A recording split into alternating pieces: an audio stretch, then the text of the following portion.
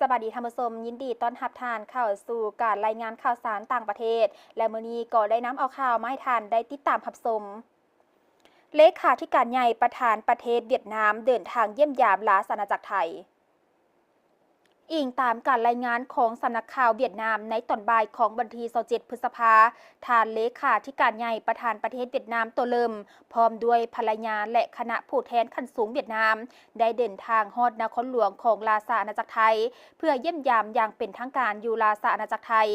การเยี่ยมยามในครั้งนี้จะได้การแลกเปลี่ยนทัศนะกับผู้นำขั้นสูงของไทยเกี่ยวกับทิศทางที่สำคัญเพื่อจะตั้งปฏิบัติขอบการร่วมมือใหม่อย่างมีประสิทธิภาพในอนาคตโอกาสนี้ทานเลขาธิการใหญ่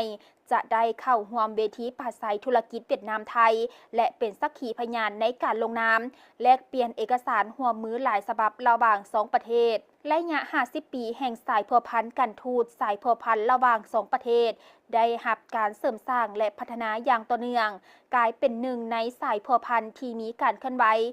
มีประสิทธิผลสูงที่สุดในสมาคมประชาชาติอาซีตะวันออกเฉียงใต้อาเซียนบนพื้นฐานของมิตรภาพที่ดีและทาแหงการร่วมมือที่เปิดกว้างหลายอย่างการเยี่ยมยามของทานเลขาธิการใหญ่ครั้งนี้คาดว่าจะสร้างแหงกระตุ้นใหม่เพื่อพัฒนาสายพัวพันธุ์เวียดนามไทยไปสู่ระดับใหม่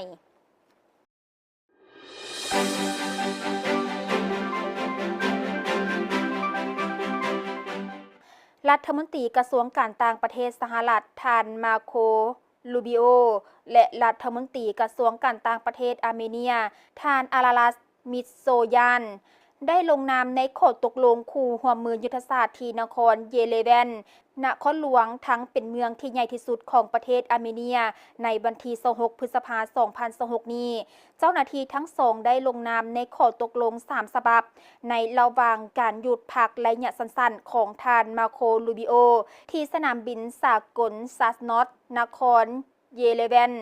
นอกเหนือจากข้อตกลงการร่วมมือยุทธศาสตร์แล้วพวกเขายังได้ลงนามในข้อตกลงขอดเกี่ยวกับแฮทาที่สำคัญและข้อตกลงการร่วมมือที่เกี่ยวข้องกับเส้นทางการขนส่งที่ยาว43กิโลเมตรผ่านภาคใต้ของอาร์เมเนียเส้นทางขนส่งทางบกนี้จะช่วยให้อาเซอร์ไบจานมีเส้นทางโดยตรงไปยังดินแดนนักเซวาน